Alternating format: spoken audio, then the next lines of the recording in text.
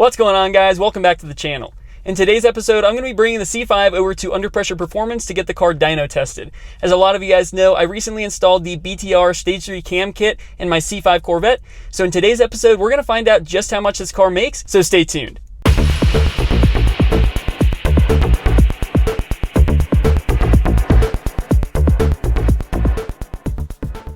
So I'm about to head over to UPP right now, but before I get there, I wanted to share the mods list with you guys. On my 99 C5 Corvette base, I have long tube headers, an X-pipe, an axle back exhaust kit, the BTR Stage 3 cam kit, dual valve springs, push rods, rocker arms with the trunnion upgrades, the Summit Racing harmonic balancer, and a tune. So now that you guys know exactly what's done to the car, pause the video right here and let me know in the comments what you think the car is going to put down. And I've already talked to Ryan and Marshall about what they think the car is going to make, so here's their guesses. Marshall said 381.2 horsepower, Ryan said 369.69 horsepower, and I said 377.3 horsepower. And these numbers are all corrected for altitude, of course. For those of you who don't know, I live in Colorado and I'm at an elevation of about 5,500 feet, so we lose a ton of horsepower here. And when our cars get dyno tested, we get extremely low results compared to those tested at sea level. So when we get our final numbers back, most shops will give you a corrected and uncorrected number so you can compare your values to other people. And again, at 5,500 feet above sea level, this gives us a 16.6% power loss. And for those of you who watched my virtual dyno video, I'm also going to compare those numbers so we can see how accurate the virtual dyno was compared to the real dyno. And here's the values that we got from the virtual dyno. The first run was 391 wheel horsepower and 380 pound-feet of torque. The second run was 382 wheel horsepower and 370 pound-feet of torque. And the third run was 377 wheel horsepower and 355 pound-feet of torque. And obviously with the virtual dyno, there's going to be a lot more real-world losses than you'd get on a real dyno. But without further ado, let's get driving over to UPP and find out what this thing makes.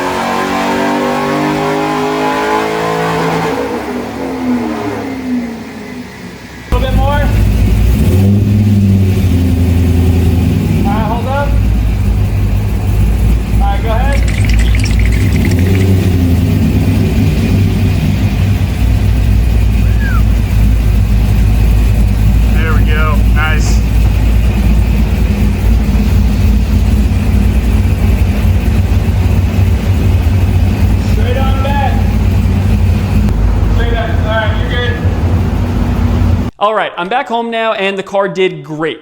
This is actually the first time that I've ever had a dyno test done on any of my vehicles before, so this was a completely new experience. I was a little bit nervous, I'm not gonna lie. I trust this car, I really do. But you know, when you're really testing and pushing this car to the limit, yeah, I was a little bit nervous. You know, things go wrong. I've seen cars blow up on the dyno in videos before, so you know, there's that in the back of your mind. But I was also a little nervous. I was like, you know, who knows? Maybe it's going to make 310 horsepower. Who knows? I don't. So, you know, it actually made numbers that I fully expected. I was not surprised at all when I saw the numbers. So, again, I'm pretty happy with the results. And I want to give a huge shout out to Under Pressure Performance for doing the dyno testing on the car. The guys took great care of the C5 and they really took their time with it.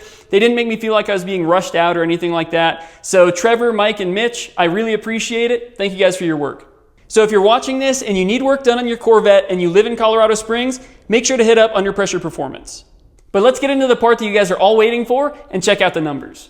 Alright guys, so here we are with the BTR Stage 3 cam kit, long tube headers, and supporting mods. The car laid down 378.8 wheel horsepower and 391.3 pound-feet of torque.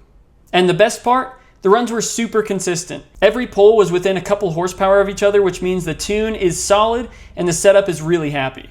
So my earlier guess of 377.3 horsepower was exactly on point. The first two runs were 377, so it was spot on. When those first came up on the screen, I actually laughed to myself because I was like, I cannot believe that I nailed the number exactly. And for a cammed LS1, these are pretty healthy numbers. This is exactly where this car should be with the stock 241 heads. And again guys, these are the corrected numbers, so if I had to guess, they probably used a correction factor of 1.2, so that means that the real numbers were around 316 horsepower and 327 pound-feet of torque. But yeah, because I'm testing at such a high elevation, I am going to lose about 16.6% of power, and it just doesn't really make sense to use this number when comparing to other people, especially those at sea level, so we are just going to use the corrected numbers for this. And also the fact that I don't want to cry myself to sleep tonight when I look at 316 horsepower. But the car pulls way harder up top now, and you guys can see from the graph that it holds power well from about 5,800 to 6,400 RPMs. And I think the part that surprised me the most is how much torque it made. And the torque curve is super flat, which is fantastic.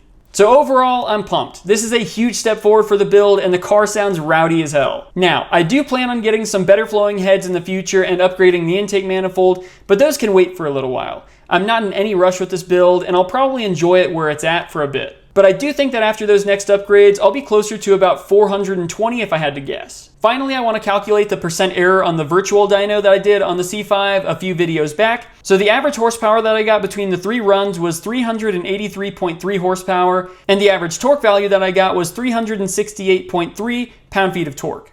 Now I also took the real values and got the averages of those. So for the average horsepower, I got 378.1 horsepower and 388.1 pound-feet of torque. So here's the formula that we're going to use to calculate the percent error. So we're just going to plug in our values here, and we'll find that we got a percent error of 1.38% for the horsepower and 5.1% for the torque. And honestly, looking at these values, this is pretty spot on. I'm actually really surprised at just how close these values were.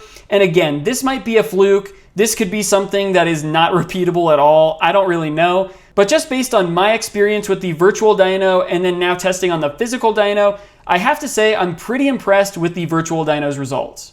Again, guys, this is not going to give you an exact number, but if you're just looking to get a ballpark range of what your car makes, this is a pretty good option. I also posted a reel on Instagram asking everyone what they thought the C5 was going to make on the dyno, and Steven absolutely nailed both numbers with his guess. I'm pretty impressed. But there you have it, guys. That's how much my 1999 base C5 Corvette makes with the BTR Stage 3 cam kit and supporting mods. But let me know in the comments if you're surprised with those numbers. And as always, if you enjoyed the content for today, make sure to leave a like and subscribe to the channel for future content. I'll catch you guys next week. Later.